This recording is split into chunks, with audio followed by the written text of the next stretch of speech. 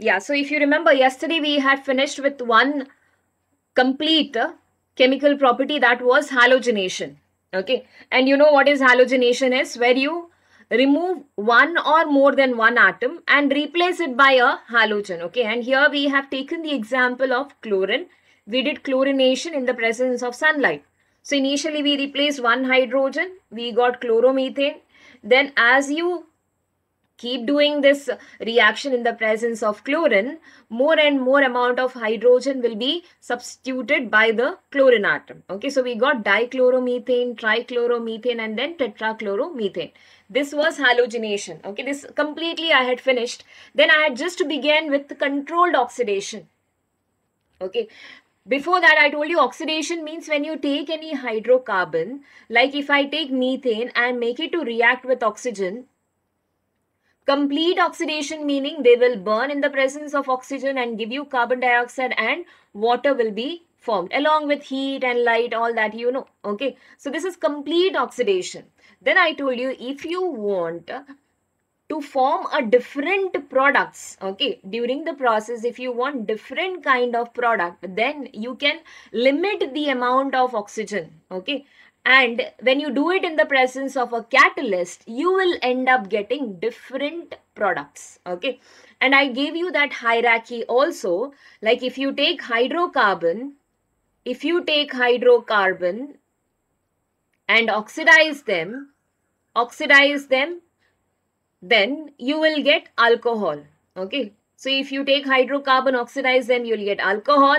Alcohol on oxidation will give you either aldehyde, or I told you it will give you ketone. Okay, that depends on the number of R group which is attached. So most of the time it is aldehyde which will be formed, and these aldehyde or ketone on oxidation will finally give you carboxylic acid. Okay, this gives you carboxylic acid. If you again do oxidation for this carboxylic acid, then this will be the product, carbon dioxide and water. Okay, that happens at the end. This is the end product. Okay, so if you're going to do it with a control or a limited supply of oxygen with a certain condition, then you will be able to produce different kind of compounds. Okay, so this graph is for this hierarchy which I have given, that is for oxidation. And you know, oxidation means either addition of oxygen or a removal of hydrogen. Okay, addition of hydrogen or removal of hydrogen. If you do, then you will get this. And if you come down now, okay, to carboxylic acid, now from the carboxylic acid, if you start removing, okay, removing oxygen and then adding hydrogen, then you can reduce the compound and again go back to aldehyde, then go back to alcohol, and finally get back to hydrocarbon. Okay, so this will be the reduction part of it. If you are coming down from carboxylic acid to hydrocarbon, that will be reduction. So reduction means either you are trying to remove the oxygen or you are trying to add the hydrogen to the compound. Okay, so I told you this is done in the presence of a catalyst. Now the catalyst, what we are going to use here, okay, what we are using from converting the alkane to this compound. So from hydrocarbon to alcohol, we are going to make use of copper as a catalyst. Okay, from this to this, we are using copper as a catalyst, and temperature and pressure is also there. See, we are going to maintain these at 523 Kelvin. Okay, because at these conditions they were found to give alcohol. So hydrocarbon was giving alcohol at these particular condition. Copper in the presence of 523 Kelvin and around 100 atmospheric pressure. Okay, 100 atmospheric pressure. So this is one. Going from hydrocarbon to alcohol. Now if you want to jump from hydrocarbon directly to aldehyde, so you will require a stronger oxidizing agent. Okay, so your copper is acting as an oxidizing agent who will help you to add oxygen to hydrocarbon and convert them into alcohol. So this is first one. Okay, one jump it is. So you can have a milder one. Milder oxidizing agent is enough because you need only one jump. Now here, see, from hydrocarbon, if you want to go to aldehyde, you need little more stronger oxidizing agent because you have to have a two jump now here. From hydrocarbon, first you will be always going through this medium only. Okay, you will go to alcohol, then finally it should get oxidized to aldehyde. So for that, catalyst which is used is molybdenum oxide. MO2, MO is a symbol of molybdenum. Okay, molybdenum oxide, O3. Okay, so MO is in 3 plus oxidation state, and oxygen, you know, it's 2 minus oxidation state. So MO2, O3, molybdenum oxide. Okay, O is capital here. And then if you want now directly jump from hydrocarbon to carboxylic acid, okay, then you require a very strong oxidizing agent. It should be the strongest one from hydrocarbon, because this is a direct jump. Now you are jumping finally to carboxylic acid. So we are using now here manganese acetate. Okay, manganese acetate, and the formula is like this. Okay, CH3COO twice Mn, because see, manganese acetate, it's a salt of manganese. Okay, acetic acid and manganese, when they are combined together, you will get manganese acetate salt. So manganese is in +2 oxidation state, and acetate is what? CH3COO minus. So when you cross them, you will see that manganese will take 2 acetate molecule, because charge on them is -1. Okay, so the formula is like this: CH3COO twice, then Mn.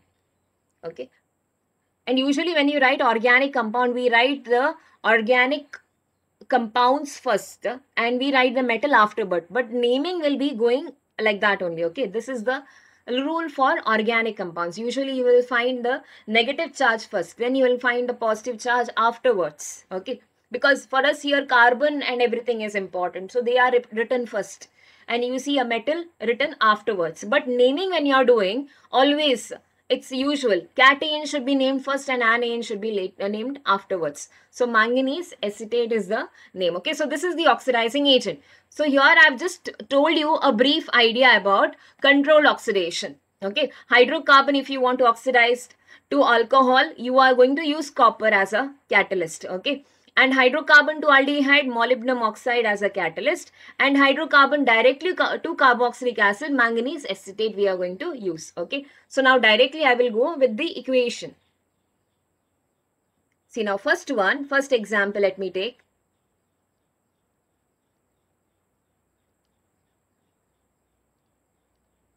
So I'll take methane itself. Everywhere I will take methane itself and we will write different compounds. Okay, so first one, methane, CH4. Methane in the presence of oxygen, okay, with the copper as a catalyst. Copper you are going to take as a catalyst, and I told you the condition is 523 Kelvin and 100 atmospheric pressure. Okay, this is the condition, because you know here hydrocarbons are very less reactive, correct? No, it's least reactive, and we told them, we have discussed that they are also called as paraffins because they have less reactivity towards any compound. Okay, so you have to apply this much of amount of temperature and pressure for them to make them to react. Okay, so initially this copper, when made to react with oxygen, copper oxide is formed, and that copper oxide will oxidize this. Yeah, now what will be the alcohol which will be formed? See, it's one carbon, correct? No, so one carbon alcohol you will write, and one carbon alcohol is what? CH3OH, correct? No, that's methanol. So methanol is the compound. Yes, correct. Methanol is the compound which is from methane to methanol directly. Okay, how many carbons you have taken in the reactant, so many carbons should be there in the product also. Okay, so that number of carbon product will be formed. Like if I am taking methane with the oxidation, it will give you methanol. Okay, it's methanol. Okay, and if you are taking now ethane with oxidation in the presence of these reactants will give you ethanol, like that. So if you take any other hydrocarbon, it will give you that number of carbon product. Okay, so methane is giving you methanol. I hope it's clear for everybody.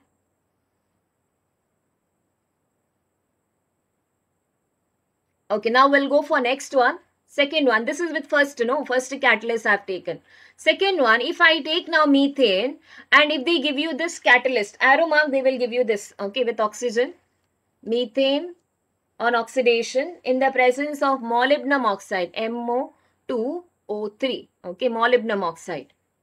On heating. Okay, little bit of heating you have to do because they are less reactive. So we have to make them to react by breaking the bond. When you supply the temperature, it will help them to break their bond and make them more reactive. Okay, now what will be the compound formed? I told you this will give you a higher jump.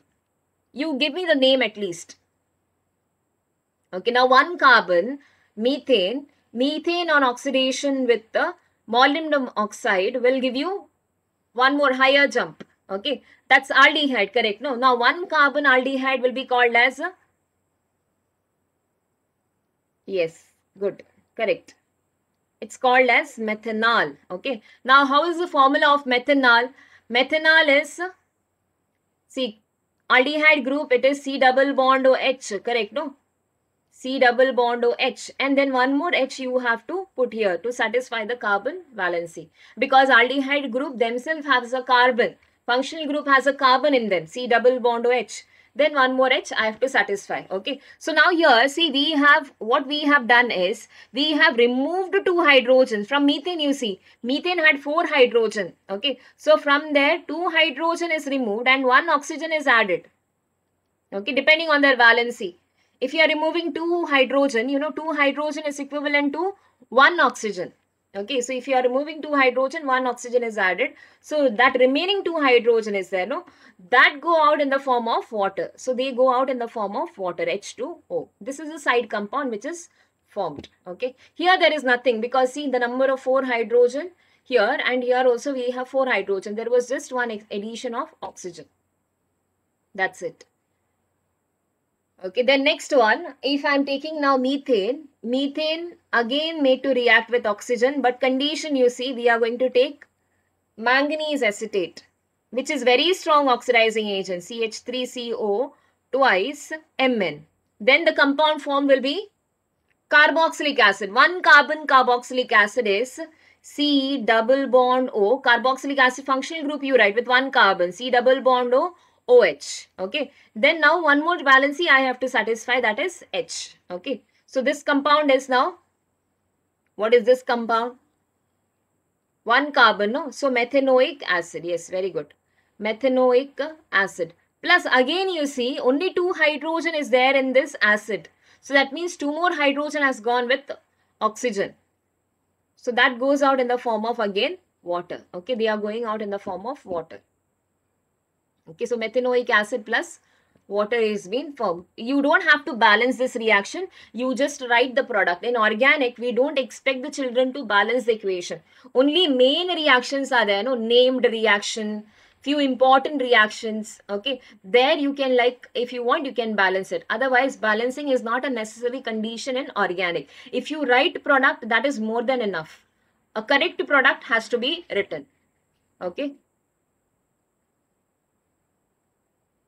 Yes, students, now copy it down. This MO2O3 is molybdenum oxide.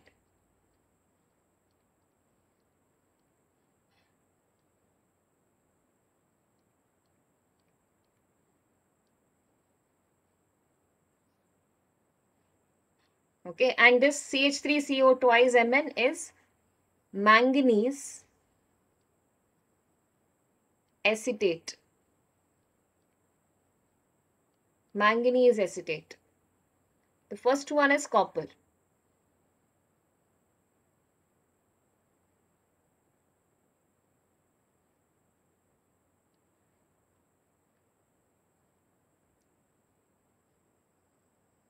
So remember, if you are taking now 2 carbon, I will not give you that equation, just to tell you, if you are taking now 2 carbon, like ethane if you are taking with oxygen, and if they give you copper, what will you write as a product here? If they have given ethane here, now I have taken only methane, okay? What if they change you and give you? If they give you this now, CH3, okay, that is ethane, yes, with oxygen and copper. All this they will give you in the arrow mark, okay, and they will ask you what is the product. This is how organic reactions are asked. Yeah, very good. Ethanol is the answer, yes. So your answer should be ethanol. And if they give you here same ethane, but they have changed the catalyst, now if they have given molybdenum oxide, then your answer should be Ethanol plus water. Yes, very good. Ethanol. Okay. And here, last one, if they give you, yes, then ethanoic acid. I hope you have followed now. Okay, what you are supposed to do when the questions are asked like that. Yes, very good. Great. Okay. So you need to remember what a function of that particular catalyst is. So this is the weaker one, not very strong. It will jump only for one level. This will jump to a 2 level, and this is the final one. Okay, final oxidation to carboxylic acid. Okay. Now we'll go for next one. Next is aromatization. Okay, with the name you go, aromatization means we are talking about something related to aromatic compounds. So now since we are talking about alkane here, okay, so aromatization means what? You are trying to convert alkane into aromatic compound. That process of conversion of alkane to aromatic hydrocarbon, that is called as aromatization. Okay, like I am telling you in brief, this is not the actual definition, but then if you want to understand in a brief way, okay, aromatization means it's conversion, it is conversion of non-aromatic compound. Non-aromatic, when I'm telling, we are talking about alkane, non-aromatic hydrocarbon. Okay, non-aromatic hydrocarbon, that is nothing but alkanes. Okay, so alkanes to aromatic. You know aromatic hydrocarbon, no? Can you give me one example for aromatic hydrocarbon?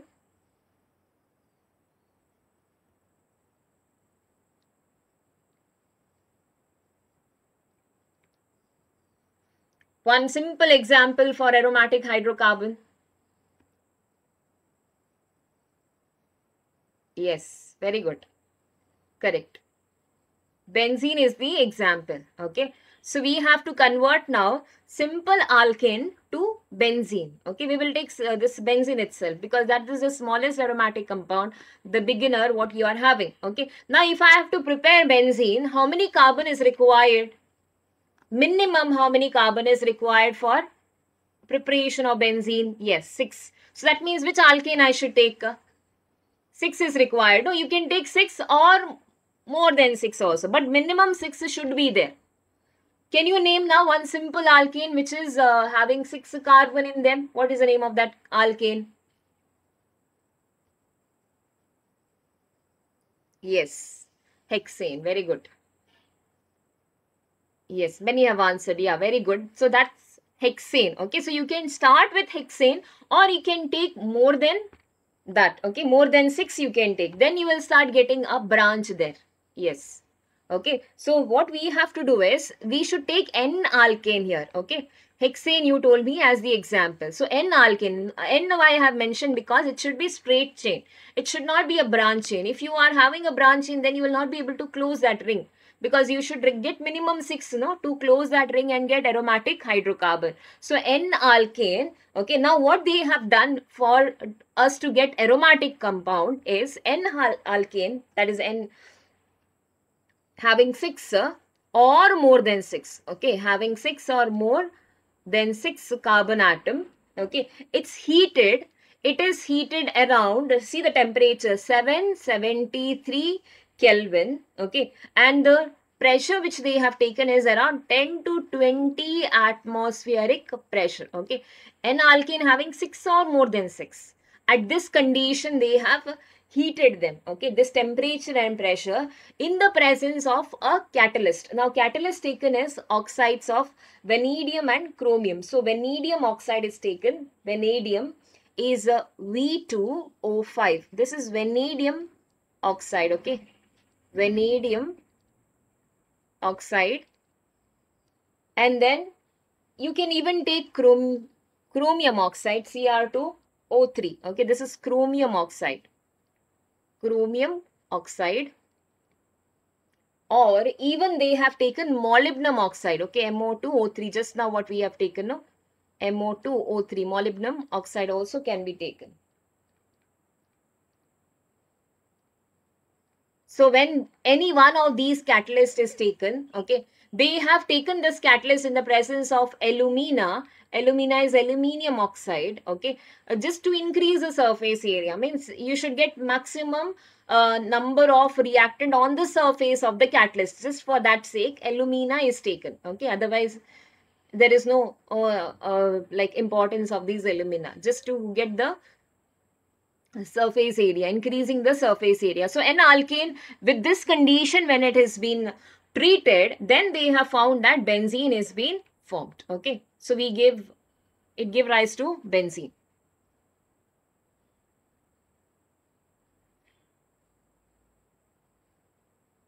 No, ester is not an example for aromatic compound. Then ester should have a benzene ring. If you're talking about ester, if ester has a benzene ring, then it's aromatic. Anywhere, if you have a benzene ring, okay, then that's aromatic compound. So now here we are talking about simple N-alkane to get converted to a benzene. Okay, so this is the aromatization. Now see equation how to write. I hope this much is clear to everybody. We are trying to convert normal alkane hydrocarbon into aromatic hydrocarbon. But if you have to do, you have to supply certain condition. At a particular condition, only this conversion takes place. So temperature maintained is around 773 Kelvin, 10 to 20 atmospheric pressure, and done in any one of the presence of the catalyst. Either vanadium oxide, it's also called as vanadium pentoxide because 5 are there. Okay, or chromium oxide or molybdenum oxide. Okay. Now see the conversion equation I will give you. So N-hexane I am taking. Okay. N-hexane is, I will write it in that way only in the form of benzene because finally they are going to give us benzene compound. Okay. N-hexane I am taking. Okay. N-hexane has 6 carbon in them. So I am writing in the benzene form. So 1 carbon I have written here CH3. Then we have CH2. Then CH2. Then here CH2, CH2 and then CH3. Okay. So here this is N-hexane. Now if they have to form benzene, see initially what happens when you are just heating them in all those reaction condition. Okay, when you are heating, initially they will close the ring because now they are just in the chain form. No, first they will undergo closure. If they have to close now here, what should happen? From this side, one hydrogen should go out. See, from here, one hydrogen should be removed. And from this side, one hydrogen will be removed. So they will undergo removal of hydrogen is called as dehydrogenation. Okay, so they will undergo dehydrogenation reaction. So once you remove this hydrogen and close the ring. So if I now close this ring, I will be left out with 2 hydrogen and 1 electron there.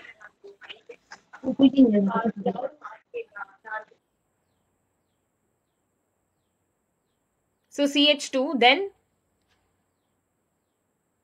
yeah, there is no bond between CH3 and CH3. Yes, correct. So what I am telling is, since there is no bond now, a bond has to be formed. Correct? No, see, I will write it here. It is CH3.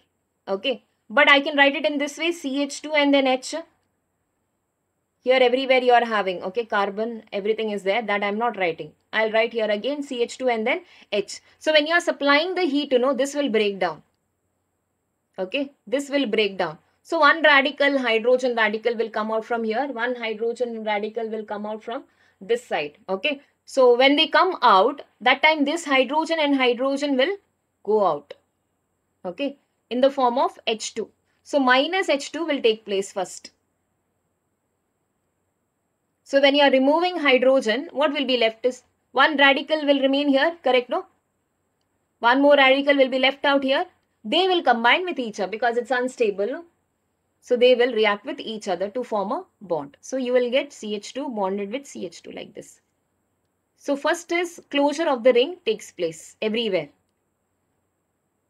Yes, hydrogen will be released, correct. Hydrogen is given out. I have written minus H2. That means hydrogen is given out during the process. Okay. Clear? First thing what has happened. Now we have not got benzene. See now what is this compound which is formed from N-hexane? N-hexane, when I have removed hydrogen, what is this compound which is formed after removing hydrogen?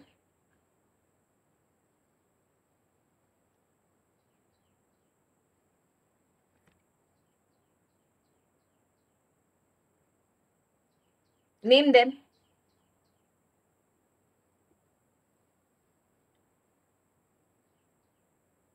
It's a cyclo compound, correct? No? Closed ring compound it is. and everywhere there is CH2, CH2. So name of this compound is, it's cyclo 6 carbon. So cyclohexane, yes, C6H12, correct. So that is cyclohexane. This is cyclohexane. Now from here, further, because you will be heating, this compound will undergo continuous heating. No, cyclohexane is there.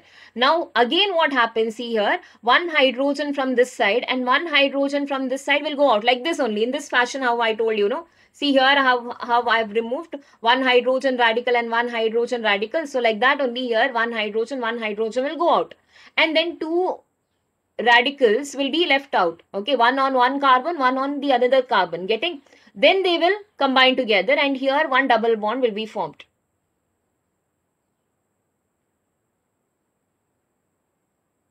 Cyclo, because you are closing. Why we are using the cyclo name? Because you are closing the ring. When you close, you come back to the same position. So it is called as cyclo. Cyclo means any closed ring. It need not be in the form of a circle. Okay. So now here I was telling, after this, further when you are doing the reaction, see here, one more hydrogen will go out, and then one radical combine together. Here you will get a double bond. Okay. So this carbon will become stable. Again, same thing happens from this side also. See, from here one hydrogen, from here one hydrogen will go out. Radical will go out. Okay. Then one radical here will remain. They will combine together. Okay. So I am combining them together like this. Then here one bond will be formed. Here also same thing, you see. One hydrogen you remove from this side. Then again radical will remain and radical will remain. They will combine together again from this side. Okay, this and this will combine together. So finally what you get will be a alternate position. You will get a double bond in this way. So that's nothing but benzene. No, I am not writing now carbon and hydrogen, you know. Carbon and hydrogen is there. In bond line structure, we don't represent anything. We just write the bonds. Okay. So this thing will happen. This is aromatization. So you can directly write the compound. This is only I have done so that you understand how the process has taken place. Okay. So directly you can write the product. Okay. Did you follow, students?